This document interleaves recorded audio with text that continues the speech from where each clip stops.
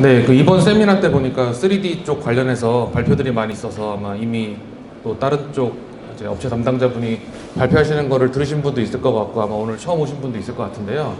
한번 뭐 저 같은 경우에는 이제 기존에 이제 저희 그 국내에서 이제 사용하고 있는 어떤 3D하고 이제 그거를 이제 출발점으로 이제 어떤 부분을 저희가 이제 적용을 하는 것이 좋겠느냐라는 이제 고민을 많이 해가지고 저희가 좀 준비된 부분을 좀 말씀을 드리는 거거든요. 그래서 한번 좀 뭐 비교를 해보셨으면 좋을 것 같고요. 예, 아마 그 좀 많이 오셔서 아마 중간중간에 질문을 만약에 필요하시면 해주시고 만약에 조금 길어질 것 같으면 시간이 좀 정해져 있어서 끝나고 저희 부스 쪽으로 오시면 바로 좀 저희가 상담을 진행하도록 그렇게 하도록 하겠습니다. 예, 시작하겠습니다. 네. 먼저 3D에서 말씀드리기 전에 검사하고 측정에 대해서 좀 정확하게 좀 구분을 짓는 것이 상당히 중요하더라고요. 지금 보시면 검사 같은 경우에는 지금 여러 종류가 있겠지만 뭐 2D 카메라로 뭐 라인 스캔이나 에어리어 카메라로 찍어서 어떤 위치에 있는 어떤 인물이라든지 아니면 스크래치라든지 어떤 패턴이라든지 이 X, Y에 있는 어떤 포지션을 잡아서 이 자체를 검사하는 거라고 간단하게 생각하시면 될 것 같습니다. 하지만 이걸로는 충분하지 않겠다라는 부분들이 이제 고객으로부터 계속 들어온 거고요. 그 중에 하나는 어떤 뭐 인물이라든지 아니면 패턴이 있는데 이 높이에 대한 정확도를 알아야 된다. 높이 값을 알아야 된다. 그 이유는 뭐 이 그림처럼 뭐 폴리싱 같은 작업을 해야 되는데 단순히 어디에 뭐가 있는 것만 알고서는 이 부분을 수행할 수가 없기 때문에 어느 높이까지가 폴리싱 하기에 뭐 예를 들자면 이것은 1마이크로고 이게 10마이크로인데요. 뭐 10마이크로인데 내가 10마이크로보다 높은 부분에 대해서 폴리싱을 하겠다고 하면 그 높이가 정확히 10마이크로인지 아닌지를 구분을 하셔야 되기 때문에 그러면서부터 측정의 어떤 니즈, 그러니까 저희가 흔히 말하는 3D 니즈가 들어왔고요. 또한 이 같은 경우는 이제 멀티 레이어인데요.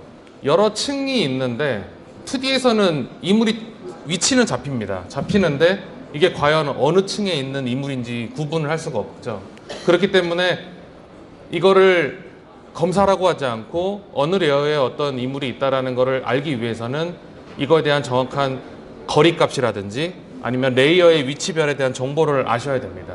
그렇기 때문에 이런 부분들을 저희가 구분할 수 있다라고 해서 검사하고는 좀 구분을 시켜놨고요. 아마 그래서 이 정도만 이해하셔도, 왜냐면 이제 저희가 부스에 오셔서 상담을 하시는데 알고 봤더니 측정이 아니고 검사 쪽으로 요청하시는 분들이 많더라고요.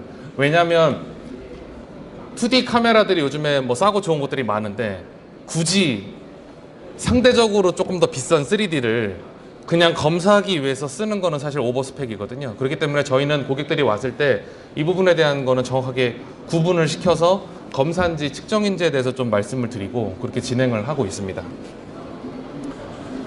그 3D 용어에 대해서 아마 2D 쪽만 하시는 분들은 좀 모르는 부분이 있을 것 같아서 말씀을 좀 드리는데요. 뭐 슬롭은 아주 간단할 것 같고 가장 중요한 게 메저링 레인지거든요. 실제 3D 같은 경우에는 그냥 뭐 2D도 심도 베이스로 되어 있죠. 심도가 아웃 오브 포커스가 되면 이제 이미지가 맺히지 않기 때문에 그거에 대해서 검출을 할 수 없다고 말씀을 하시고 3D 같은 경우에는 메저링 레인지가 있어서 일반적인 3D 제품에는 그 워킹 디스턴스라고 하는 고유의 그 거리가 있고요. 이거는 2D도 마찬가지입니다. 이걸 지나가면 2D에서 얘기하자면 뭐 심도라는 개념으로 보시면 되는데요. 어떤 얘기냐면 3D의 어떤 측정하고자 하는 인물이나 어떤 패턴의 높이가 있는데 이 패턴의 높이가 메저링 레인지를 벗어나게 되면 전혀 측정이 되지 않습니다. 그렇기 때문에 반드시 내가 측정하고자 하는 인물 높이 아니면 홀의 깊이 아니면 두께가 실제 메저링 레인지에 들어오는지 안 오는지가 어떤 장비 회사를 가셔도 이거는 확인을 하셔야 되는 중요한 요소고요. 그리고 또 하나가 어큐러시가 있는데요. 이거는 뭐 모르겠습니다. 이제 3D 장비별로 조금 규정하는 게 다른 부분도 있는 것 같아서 일단 뭐 저희 기준을 말씀드리자면 실제 측정하고자 하는 높이가 있으면 그 값과 그 측정한 높이와의 오차를 저희가 어큐러시라고 얘기를 하거든요. 그렇기 때문에 이제 그리고 이제 그 레졸루션이라는 게 하나가 있는데 보통 이제 레터럴 레졸루션이라 그래서 XY 레졸루션은 2D에서 많이 해보셨을 텐데 이 레졸루션은 버티컬 레졸루션이고요. 그래서 실제 시그널이 나왔을 때 장비에서 구분이 가능하냐 안 가능하냐를 이 버티컬 레졸루션으로 구분을 하실 수가 있습니다. 그래서 제가 보기에는 뭐 여러 가지 요소들이 있지만 이 네 가지 정도만 정확히 이해를 하셔도 3D에 대해서 이제 스펙이나 이런 것들을 보셨을 때 좀 더 접근하시기가 수월하시겠다라고 생각을 좀 해봤습니다. 3D 정말 많죠. 이게 지금 뭐 아마 흔히들 많이 들어보셨을 광삼각법부터 해서 뭐 패턴 프로젝션, 뭐 레이저 트라이앵글레이션, 뭐 이제 같은 얘기입니다. 뭐 스테레오 비전, 뭐 여러 가지 방식들이 있고 또 이제 컨포컬이라든지 아니면 인터페로메터리 하는 게 있는데 좀 재밌는 걸 보시면 이 레졸루션이 여기서 말하는 건 이제 어떤 측정할 수 있는 어떤 어큐러시가 마이크로냐 나노냐를 구분짓는 경계점인데요. 사실 조금만 3D에 관심 많이 가져도 이쪽에 솔루션이 엄청 많다는 건 아실 거예요. 뭐 국내 전시회만 가셔도 수많은 3D 뭐 트라이앵글레이션 카메라들과 그리고 스테레오 비전 이쪽에도 좀 전시가 많이 되어 있는데요. 솔루션들이 많이 있습니다. 근데 저희가 해보다 보니까 요 1마이크로 이내에 보통 저희가 하는 이제 뭐 FPD 같은 글라스나 아니면 필름 인스펙션 이쪽에서 쓰고자 하는 측정에서는 이쪽에 생각보다 솔루션이 많지 않더라고요. 그래서 저희는 포커싱을 이쪽으로 맞춘 게 아니라 이 좌측으로 맞춰서 진행을 했습니다. 그래서 만약에 혹시 오셨는데 내가 하고자 하는 거는 뭐 어떤 뭐 나무라든지 아니면 아주 큰 부품이라든지 이런 좀 저희가 얘기하자면 좀 러프한 그런 어떤 물체의 높이를 측정하신다 하면은 약간 좀 컨셉은 안 맞을 수는 있을 거라고 좀 저 말씀을 드리고 싶고요. 그래서 이렇게 됐는데 문제는 재밌는 게 요 러프한 레졸루션 쪽은 스피드가 상당히 좋아요. 그죠? 근데 일반적으로 1마이크로 이내로 들어가면 들어갈수록 스피드가 쭉 떨어지게 됩니다. 그래서 보통 저희가 검사 쪽에서는 인라인 해가면서 뭐 2D 라인 카메라 속도를 계속 올리든지 아니면 에어리어 카메라 프레임넷을 올려가지고 계속 솔루션을 만들어가고 있는데 3D 쪽으로는 이 부분이 계속 좀 어려운 부분에 있는 것이 사실이거든요. 그래서 일단 요 접근법에서 시작을 했다고 말씀을 드리고 싶고요. 그래서 저희 거를 소개드리기 전에 뭐 국내 1마이크로 이내에 있는 어떤 일반적인 3D 기술에 대해서 조금 아셔야 그거 대비해서 이제 저희께 어떤 차별점이 있는지에 대해서 좀 이해하실 것 같아서 요걸부터 좀 설명을 드리려고 하거든요. 아마 한 번쯤은 들어보셨을 그 컴포컬 기술 방식인데요. 혹시 모르겠습니다. 이쪽에 컴포컬도 수많은 특허가 있어서 제가 설명드리고자 하는 이론과 실제 지금 사용하고 있는 제품과의 스펙은 다를 수 있습니다. 하지만 저는 일반적인 컴포콜에 대한 스펙을 말씀드리는 거기 때문에 그런 오해는 없으셨으면 좋겠고, 컴포콜 같은 경우에는 어떤 공초점 방식이죠. 그래서 초점면에 한 점에서 나오는 빛을 실제 영상의 한 점으로 투영을 시키는 방식을 사용하는데 가장 중요한 개념이 이 피놀입니다. 피놀이 가운데 위치하고 있어서 실제 렌즈를 통해서 들어갔을 때 포컬 플레인에 정확히 맞은 빛은 이쪽으로 다시 디텍터로 들어가게 되는데, 이게 만약에 이제 뭐 저희가 얘기하는 흔히 말하는 아웃 오브 포커스가 돼서 더 깊다든지 아니면 더 얕다든지 하게 되면 그것들은 다 지금 이 피놀을 통과하지 못하게 됩니다. 이게 기본적인 컴포컬의 원리고요. 이렇기 때문에 컴포컬은 딱 그 점의 위치만을 볼 수가 있어요. 근데 문제는 아까 제가 메저링 레인지를 말씀을 드렸잖아요. 물체가 가지고 있는 높이가 있는데 얘는 딱 한 지점에서만 포커스가 맺으면 반드시 Z축으로 어떤 뭐 스테이지가 뭐 피에조 모다 같은 것을 이용해서 움직인다든지 아니면 뭐 미러링을 사용해서 움직인다든지 여러 가지 솔루션들이 들어가야만 컴포컬을 사용하실 수가 있습니다. 근데 원리적으로 보시면 그렇게 해서 사용하자면 Z축으로 왔다 갔다 하는 뭐 미러든 아니면 그 피에조 모터든 왔다 갔다 하는 동간에 발생되는 어떤 외부의 어떤 진동이라든지 아니면 자체적으로 있는 그런 그 환경적인 문제들은 사실 뭐 어느 정도 영향을 미칠 수가 있고요. 또한 피놀 구조로 되어 있다 보니까 XY 스캔이 반드시 이루어져야 돼서 실제적인 어떤 FOV, 저희가 흔히 말하는 필드 오브 뷰의 어떤 그 대상체를 보고자 하기 위해서는 XY, Z를 움직여 주셔야만, 기본적으로 이런 식으로 움직여 주셔야만 3D를 획득할 수 있는 구조라고 이해하시면 되겠습니다. 그리고 또 국내에서 컴포컬 말고 이제 좀 더 많이 쓰시는 방식 중에 하나가 WSI 방식이거든요. WSI는 화이트 라이트 스캐닝 인터페로메터리 약자인데, 이것만 보셔도 아시겠지만 WSI는 화이트 라이트 조명을 사용합니다. LED를 조명을 사용을 하고요. 아까 콤포콜은 제가 말씀을 못 드렸는데 일반적으로 레이저를 많이 사용을 하거든요. 그래서 어떤 조명 차이가 있고, 그리고 또 하나의 차이는 아까는 피놀 구조였다면 얘는 카메라를 사용을 합니다. 그래서 일반적으로 제가 알기로는 요즘에 좀 더 이제 뭐 하이 레졸루션 카메라들을 이용을 해서 WSI를 어떤 장비를 만드시는 그런 회사들이 많은 걸로 알고 있지만, 일반적으로는 아마 지금까지는 한 3메가 정도 수준, 그 이상도 있는 걸로 알고 있습니다. 하지만 그냥 노멀하게 3메가 정도 수준의 카메라를 가지고 중간에 있는 빔 스플리터를 거치고요. 얘 같은 경우에는 지금 간섭 방식이기 때문에 반드시 중요한 게 간섭을 맺을 수 있는 뭔가가 필요합니다. 그러기 위해서 필요한 게 지금 여기에 보시면 레퍼런스 미러가 하나 있고요. 그 다음에 이제 샘플단이 있거든요. 그래서 빛이 들어가면 빛이 레퍼런스 미러를 통과해서 다시 들어오게 되고, 또 반대의 샘플을 통해서 들어오게 되면 이게 지금 우측에 보시는 대로 어떤 줄무늬 같은 형식의 저희가 얘기하는 프린지, 간섭 무늬가 맺혀지게 됩니다. 간섭 무늬가 맺혀지는데 이게 지금 좀 작아서 잘 안 보이시긴 하겠지만 지금 오브젝트가 피해즈 모터를 통해서 지금 위아래로 움직이고 있는데요. 이 위치가 정확하게 가다가 그 포컬 플레인에 정확히 맞으면 지금 이 무늬가 가장 선명하게 되거든요. 그래서 간섭 무늬가 가장 선명한 점을 찾아내서 그 위치의 높이를 측정하는 기술이라고 하겠습니다. 그렇기 때문에 이 WSI 방식 같은 경우에도 반드시 샘플이 움직여 주시든지 아니면 미러가 움직여 주든지 하는 게 필요하고요. 그래서 이제 그 OPD라고 하는데 옵티컬 패스 디퍼런스, 그래서 이 광의 어떤 차이가 같은 위치로 만들어지면 그 위치에서 실제 간섭 무늬가 가장 선명하게 맺게 되고요. 그렇기 때문에 이거 같은 경우에는 에어리어 카메라를 이용해서 면적 단위의 메리트는 있는데 얘도 Z축으로는 반드시 움직여야 된다. 근데 왜 지금 보시면 좌측에는 움직이지만 움직이는 거에 상관없이 간섭 무늬가 이렇게 선명하게 보이거든요.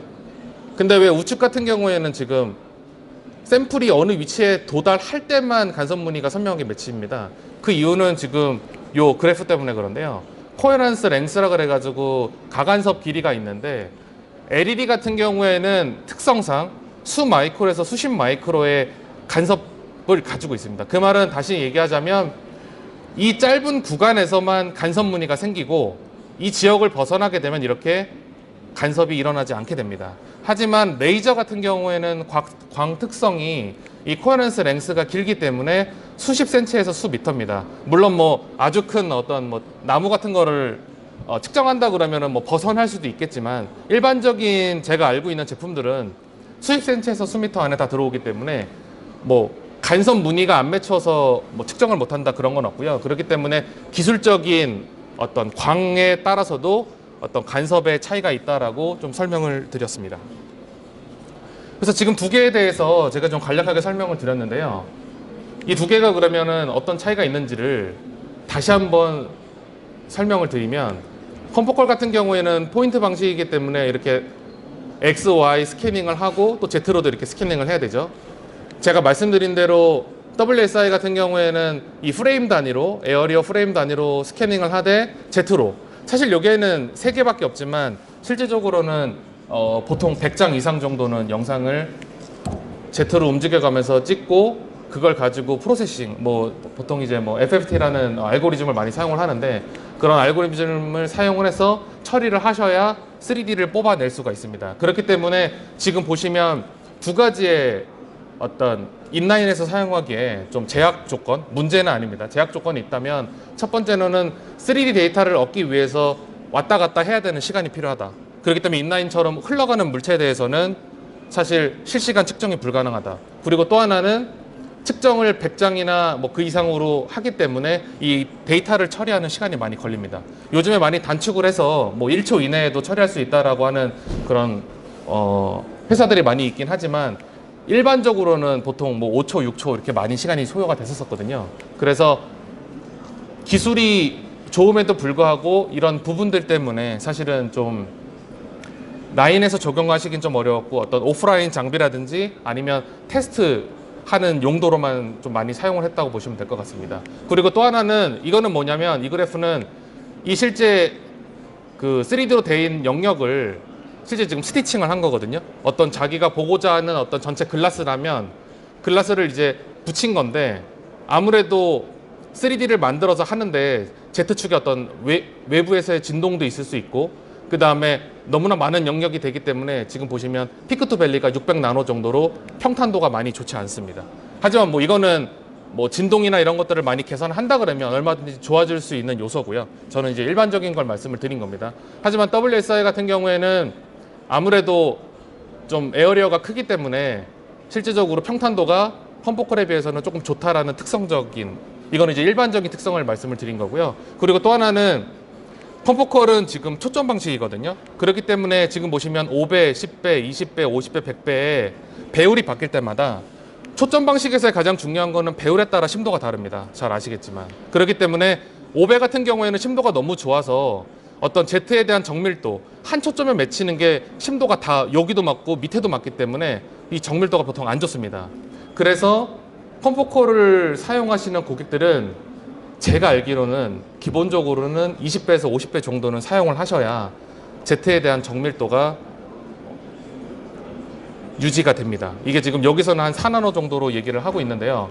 뭐 이제 이거는 이제 측정하고자 하는 오브젝트가 어느 정도 정밀도를 요구하느냐에 따라 좀 다를 수는 있겠지만 컴포컬은 배율에 따른 이런 차이가 있다. 그리고 WSI 같은 경우에는 배율과 상관없이 간섭 무늬를 아까 제가 이론을 말씀드린 대로 움직여서 간섭 무늬가 가장 선명하게 나오는 지점을 해서 그걸 가지고 데이터를 만든 거기 때문에 외부의 진동의 영향은 받을 수 있지만 일반적으로 배율하고는 상관이 없다라고 하는 일반적인 어떤 기술의 차이를 좀 말씀을 드렸고요. 그래서 이제 그 일반적인 이제 국내 기술을 가지고 아까 말씀드린 대로 저희가 인라인에 적용하려면 제가 말씀드렸던 두 가지의 어떤 이슈가 있더라고요. 하나는 시간이 오래 걸리는 부분이 하나 있었고 하나는 움직이는 대상체를 측정할 수 있는 솔루션이 없었습니다. 그래서 그 부분에 대해서 접근하다 보니까 저희가 이제 하나 이제 조사된 기술이 크로마틱 컴포컬이라는 기술인데요. 이 기술은 아까 컴포컬에서 시작을 한 거 맞습니다. 맞는데 하나의 큰 차이는 조명이 화이트 라이트를 사용을 하게 됩니다. 왜 그러냐면 레이저 같은 경우에는 단파장이지 않습니까? 단파장이니까 하나의 파장만 볼 수가 있는데 화이트 라이트 같은 경우에는 지금 보시는 대로 RGB 그리고 중간에 있는 전체의 웨이브랭스가 각각의 거리값을 가지고 있거든요.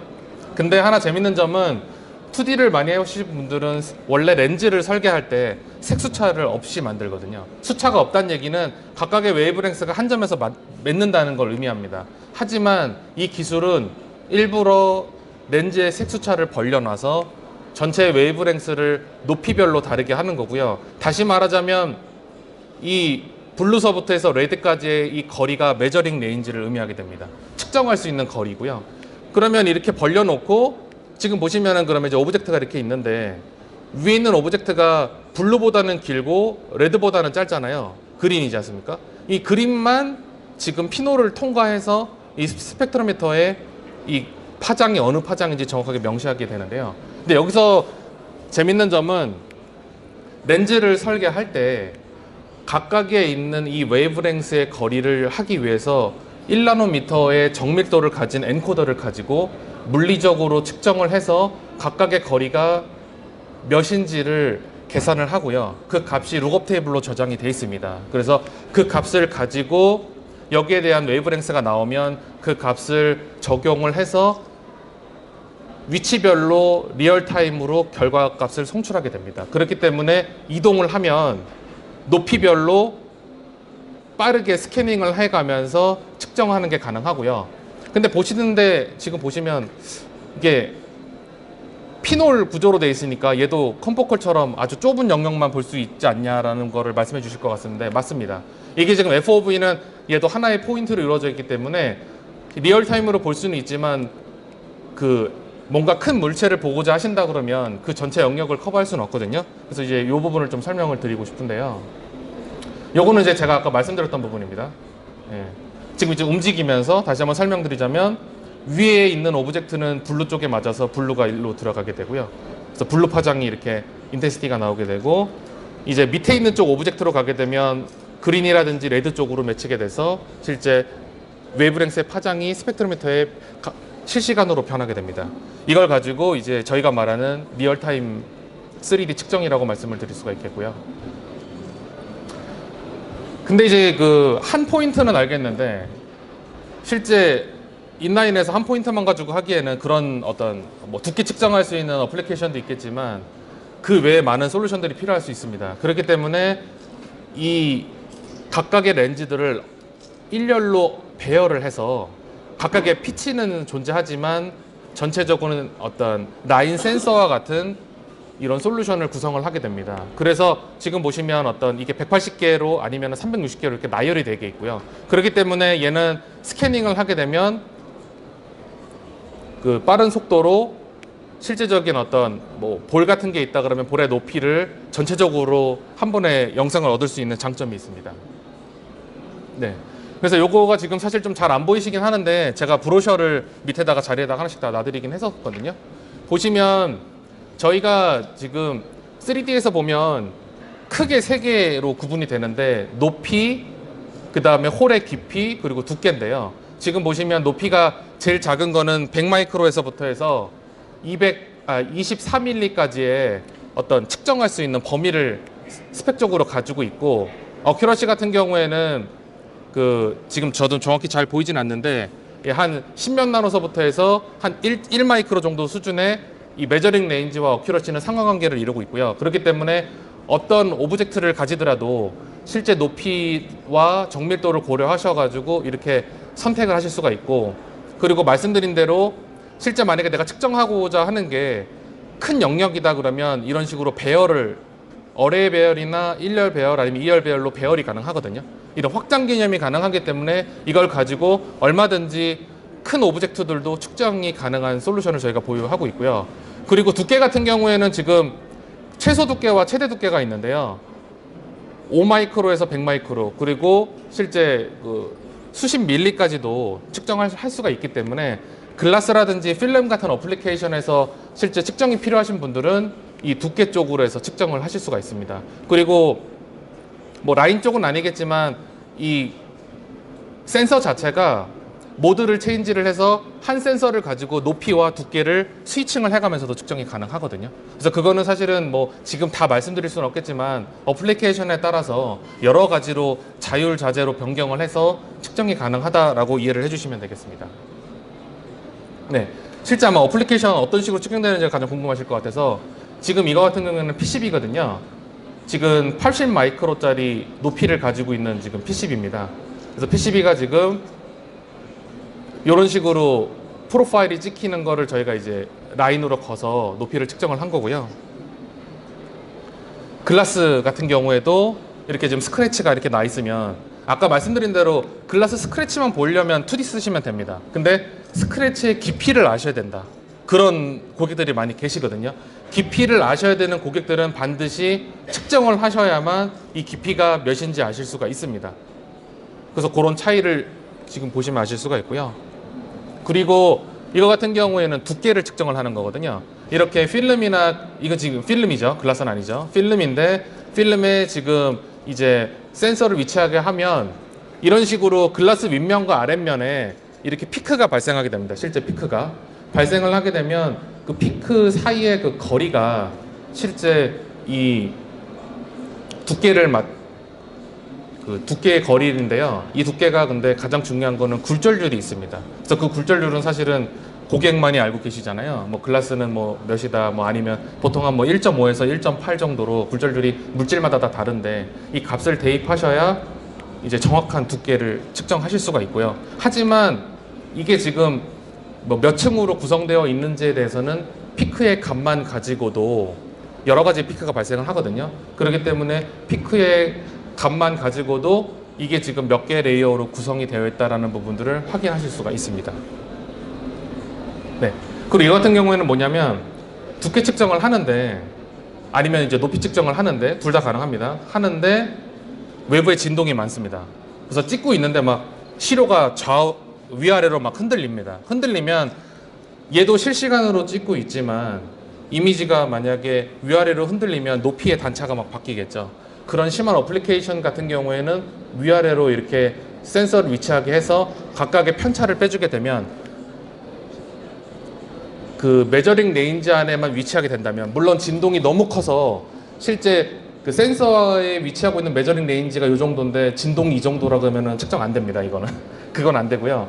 그 안에 위치하고 센서가 아래 위로 있으면 진동이 있더라도 정확한 값을 측정을 할 수가 있거든요. 하지만 이 센서가 지금 측정할 수 있는 속도가 최대 10kHz까지 측정이 가능합니다. 그래서 생각보다는 좀 많이 빠르고요. 그래서 그 속도 안에 위치해 있고 오브젝트가 움직인다 그러면 실시간으로 높이 측정과 두께 측정이 가능하다고 이해해 주시면 되겠습니다. 네, 이 같은 경우에는 저희가 이제 2D 쪽도 많이 취급을 하기 때문에 하이퍼 스펙트럴 센서가 있어가지고요. 저희가 직접 센서를 올려놓고 측정을 한 거거든요. 예, 그래서 뭐 여러 가지 지금 뭐 반도체 쪽에 고객들도 계실 텐데 뭐 이런 뭐 와이어 같은 부분들도 다 지금 높이 측정이 다 되는 거고요. 예, 그래서 메저링 레인지 안에 다 들어오면 밑에 있는 뭐 센서부, 위에 있는 와이어부가 전체가 다 측정이 된다라고 보면 되겠습니다. 네, 이 같은 경우는 지금 저희가 지금 전시도 하고 있는데요. 저희가 데모를 직접 보여드리고 있지만 실제 BGA거든요. 뭐 한 10mm by 10mm 정도 대략 이러던 BGA인데 이게 지금 한 뭐 높이가 120 마이크로에 뭐 다이아미터가 335 마이크로인데요. 이런 것도 지금 저희가 실시간으로 측정을 하고 있고, 이거보다 이제 요즘에는 좀 마이크로 범프 같은 게 더 많아지고 있지 않습니까? 그래서 한 높이가 한 17에서 한 20 마이크로 정도 되는 작은 볼들도 이 메저링 레인지와 어큐러시만 정확하게 이제 고객들이 원하는 거 사양만 맞다고 하면 다 측정이 이게 가능합니다. 예. 실시간이라는 게 가장 큰 차이라고 보실 수 있고요. 이 같은 경우에는 저희가 이제 웨이퍼거든요. 웨이퍼에 이제 이런 디펙이 올라가 있는 거를 이렇게 측정을 한 겁니다. 네.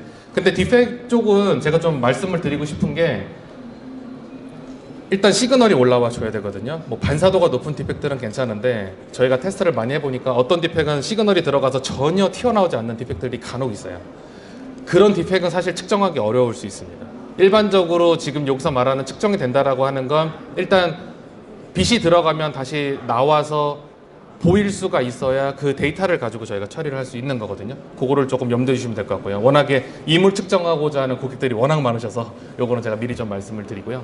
이 같은 경우에는 이제 깊이거든요. 실제 스크래치죠. 스크래치의 어떤 깊이를 지금 측정을 한 데이터입니다. 그래서 지금까지는 제가 이제 포인트와 아니면 라인 방식으로 된 크로마틱 컴포컬에 대한 그 기술을 좀 설명을 드렸고요. 지금은 전혀 다른 기술입니다. 이거는 디지털 홀로그래피라 그래서, 그러면 왜 저희가 크로마틱 컴포컬의 기술을 가지고 이용한 솔루션 외에 왜 디지털 홀로그래피라는 기술을 따로 준비를 했느냐?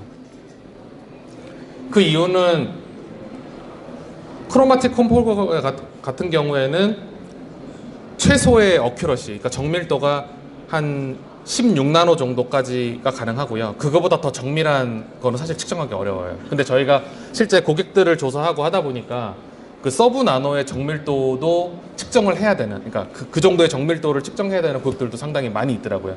그 패턴이 뭐 50나노 정도? 네, 그런 패턴들을 측정해야 되는 고객들은 10몇 나노로는 어림도 없죠. 그러면은 이게 정밀한 건지 안 정밀한 건지 알 수가 없기 때문에 그런 고객들을 위해서 이거는 서브 나노의 정밀도를 가지고 있는 기술이고요. 일단 기술을 좀 설명을 드리자면, 아까 제가 WSI를 설명드렸잖아요. 기술적으로는 상당히 흡사합니다. 여기 보시면 카메라가 있고요. 보시면은 그 오브젝트 패스 쪽하고 그때 레퍼런스 패스 쪽이 있는데요. 지금 보시면 이것도 레이저를 사용을 하거든요. 예, 단파장 레이저를 사용을 하고 이 두 가지의 패스가 있는데, 패스가 지나가서 이제 간섭이 매치게 돼서 들어가는데요. 그러면은 왜 WSI 같은 경우에는 아까 영상을 Z축으로 움직여가면서 측정을 해야만 데이터가 올라오는데 왜 얘는 안 그러냐? 하나의 큰 차이점은 오브젝트 웨이브 쪽하고 레퍼런스 웨이브 쪽에 실제 틸트를 주게 됩니다. 틸트를 주게 되면 3D의 가장 중요한 거는 인텐시티와 페이즈거든요. 인텐시티 맵은 흔히 말하는 이제 2D 맵이고, 페이지 맵이 있어야 그 맵을 가지고 3D에 대한 높이를 측정할 수가 있는데 이 페이지 맵을 틸트를 이용을 해서 실제 맵을 얻을 수가 있습니다. 그렇기 때문에 한 장만 가지고도 한 번만 찍고도 바로 3D로 데이터가 올라오게 되거든요. 근데 이제 이게 무조건 다 좋은 건 아니에요. 이제 그걸 좀 말씀을 드리려고 하는데 지금 이 기술 같은 경우에는 최대 200 마이크로까지 측정이 가능한데요. 근데 문제는 이게 컨티니어스한 서페이스를 일 때만 가능합니다. 지금 보시면 다음 장에 여기 없네요. 네. 이렇게 렌즈 같이 컨티니어스하게 되면 보통 이거를 저희가 언래핑이라 그래가지고 알고리즘을 이용하게 되면 실제 지금 이게 이파이 모성이라 그래가지고 이런 식으로 계단형으로 생기거든요. 계단형으로 생기는 거를 연속면에 대해서는 이렇게 이어서 이렇게 만들 수가 있어요. 그래서 문제가 없는데 문제는 그러니까 불연속면입니다. 이렇게 계단형으로 된 거. 보통 디펙 같은 경우에도 보시면은 앵글이 상당히 높은 그런 것들이 많기 때문에 그런 것 같은 경우에는 실제 이 한 12 마이크로 정도밖에는 측정을 못 하게 돼요. 이게 보통 그래서 예를 들어서 레이저 같은 경우에는 한 파장을 사용하게 되면 일반적으로 한 300 나노 정도 높이 측정이 가능하고요. 물론 연속면에 대해서는 200 마이크로가 측정 가능한데 일반적으로 저희가 많이 해보니까 렌즈 이외에는 이런 연속면 측정하는 게 3D에서 많지는 않더라고요. 그래서 일반적으로 불연속면을 측정한다고 가정을 하면 레이저가 일반적인 한 파장에서는 보통 그 2분의 람다 그래서 보통 그 웨이브랭스의 한 반밖에 못 쓰거든요. 그렇게 해서 측정 범위가 안 되고 그래서 이거를 두 파장을 사용을 하게 되면 이 공식을 이용해서 사용하실 수가 있거든요. 그래서 만약에 람다 1의 파장이 뭐 600 나노인데 람다 2가 만약에 뭐 601이다. 그러면 두 개를 빼고 두 개를 곱한 거에 대한 값이 나오게 됩니다. 근데 지금 공식을 보시면 지금 분모가 작아지면 작아질수록 상당히 큰 값이 나오지 않습니까? 그러면 얘를 최대한 줄이면 얘도 뭐 수밀리까지 찍을 수 있지 않나라는 희망을 가질 수 있는데 문제는 레이저 파장 1번하고 레이저 파장 2번을 너무 붙여놓으면 노이즈가 상당히 많이 발생해서 거의 처리가 사실 불가능하거든요. 그래서 물리적으로 레이저 1과 레이저 2를 떨어뜨려 놓는 그런, 그러니까 이것도 이제 기술적인 노하우긴 한데 이 부분이 같이 고려가 돼야만 전체적인 측정이 높은 정밀도로 유지가 될 수가 있습니다. 그래서 그걸 좀 말씀을 드렸고, 그래서 이거 같은 경우에는 지금 저희가 1 마이크로짜리 그 높이 단차를 가진 표준 시편이 있거든요. 근데 실제적으로는 이제 919.3 나노인데요. 요거를 저희가 정확하게 측정을 해서 이 높이가 나오는지에 대해서 저희가 이렇게 검증을 한 건데요. 저희가 이거 같은 경우에는 아까 제가 말씀드렸죠. 파장을 하나만 썼을 때 하나가 쓰면 지금 높이가 이렇게밖에 안 나옵니다. 잘려가지고. 예, 아까 이제 이파이 모성이라 가지고 그 이상 넘어가게 되면은 이제 파가 위로 올라가는지 아래로 내려가는지 구분을 할 수가 없어요. 이거는 이제 기술 특성 때문에 그렇습니다. 그렇기 때문에 한 파장으로서는 이렇게밖에 안 보이고요. 그래서 이거를 계산하려면 이런 식으로 계산을 해야만 정확하게 높이를 측정할 수가 있고요. 그래서 이거를 물리적으로 해결하기 위해서 아까 말씀드린 대로 파장 1번하고 파장 2번을 같이 사용을 합니다. 해서 하게 되면 이렇게 정확한 높이 값을 지금 측정을 할 수가 있고요. 아까 계산식 제가 말씀드렸었죠. 네. 이 같은 경우에는 지금 글라스 스크래치거든요. 네. 지금 보시면은 뭐 이런 글라스 스크래치지만 한 대략 한 뭐 200나노 정도, 250나노, 50나노 정도 되네요. 요 정도 스크래치는 아까 뭐 크로마틱 컴포 컬러도 사실 측정은 가능해요. 근데 문제는 요런 거죠. 15나노짜리 뎁스를 가진 나노 스크래치들이 요즘 많이 있더라고요. 예. 근데 제가 그 측정을 하면서 실제 고객들과 많이 해보니까 라인에서 실제 오퍼레이터들이 눈으로 검사를 하시잖아요. 눈으로 보이는 검사는 사실 그런 어떤 검사기나 측정기들은 뭐 만들려면 만들 수는 있지만 사실 그렇게 효율적이진 않다.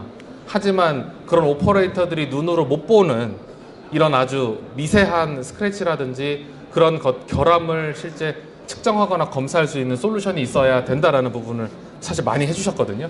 그렇기 때문에 제가 보기에는 타겟이 점점 이런 눈에 보이지 않으면서도 이것들을 측정해야 되는 니즈가 있었을 때 그걸 검출할 수 있는 어떤 솔루션과 시스템이 있어야 되지 않나 좀 생각을 해봐가지고 이거는 샘플을 가지고 저희가 직접 측정을 해본 거고요. 네. 이 같은 경우에는 한 장으로 찍고 있기 때문에 실제 장비가 흔들리는 상황에서도 측정이 되는 상황이고, 이 같은 경우에는 지금 솔라 웨이퍼거든요. 솔라 웨이퍼가 장비를 통해서 흐르고 있을 때 지금 이 같은 경우에는 150mm by 2mm인데 한 번 찍을 때입니다. 왜냐면 이게 초당 30번까지 최대 찍을 수가 있어요. 그러면 30프레임을 1초에 이렇게 얻을 수가 있고요. 하지만 지금 이게 FOV가 한 카메라로 따지면은 한 2메가 정도가 안 되기 때문에 실제 요 너비는 작지만 붙여가지고 이렇게 쭉 데이터를 얻을 수가 있습니다. 이제 표면 거칠기를 측정을 한 거고요. 네. 그래서 일단은 뭐 시간이 이렇게 많지 않은 관계로 좀 그 기술별로 좀 짤막하게 설명을 드렸고요. 그래서 저희가 그 준비한 솔루션은 다시 한번 정리를 해드리면 두 솔루션 다 원샷으로 3D 정보를 측정을 할 수가 있습니다. 그래서 저희가 제공하는 솔루션은 Z축 스캔 없이 높이와 깊이와 두께 정보를 획득하실 수가 있고요. 그렇기 때문에 인라인에서 움직이는 오브젝트를 실시간으로 3D 측정할 수 있고 최대 10kHz까지, 이거는 이제 크로마틱 컴포컬의 하나이긴 하지만 최대 10kHz까지 측정이 되므로 진동에 심한 환경에서도 사용이 가능하다라는 부분을 좀 말씀을 드리고 싶고요. 둘째로는 애플리케이션별 맞춤형 3D 솔루션이 가능하거든요. 그렇기 때문에 저희가 광 특성이나 이런 부분들을 고려해서 실제 시로별 FOV나 측정 위치, 뭐 한열이나 두열, 어레이 배열 등의 맞춤형 솔루션을 제공할 수가 있고요. 저희가 실제적으로 이제 크로마틱 컴포컬이지만 이게 만약에 광 특성이 탄다 그러면 그것들을 저희가 좀 변경을 해서 뭐 예를 들면은 뭐 RGB가 있는 어떤 뭐 셀이다 그러면 색 특성을 탈 수가 있거든요. 크로마틱 컴포컬 같은 경우에는 예를 들어서 레드에 레드가 걸리게 되면 예를 들어서 뭐 측정이 안 될 수도 있기 때문에 그런 경우에는 저희가 메저링 레인지를 그 색깔별로도 상관없이 측정이 가능하도록 그렇게 좀 제공을 하고 있거든요. 그렇기 때문에 그거를 좀 염두해 주시면 좋을 것 같고, 마지막으로 저희가 지금 저희 그 전시장에 오시면 지금 저희가 이제 준비된 거를 이제 나중에 일정만 잡으시면 데모 테스트를 바로 진행이 가능하고요. 그 다음에 저희가 어떤 소프트웨어 부분이라든지 아니면 뭐 프로세싱 부분들에 대한 거를 저희가 도입을 해서 실제적으로 뭐 현장에서 문제가 생기거나 아니면은 뭐 고객이 요청하실 때 제가 좀 바로바로 대응이 가능하다라는 부분들을 좀 말씀을 드릴 수가 있겠습니다. 그래서 일단은 간단하게 좀 저희가 이 부분에 대해서 좀 설명을 드렸고, 한 시간이 한 10분 정도 남은 것 같은데요. 혹시 뭐 어떤 기술적인 질문이나 아니면 뭐 어플리케이션 상관없으니까 궁금한 거 있으시면 예, 여쭤보시면 될 것 같습니다. 네.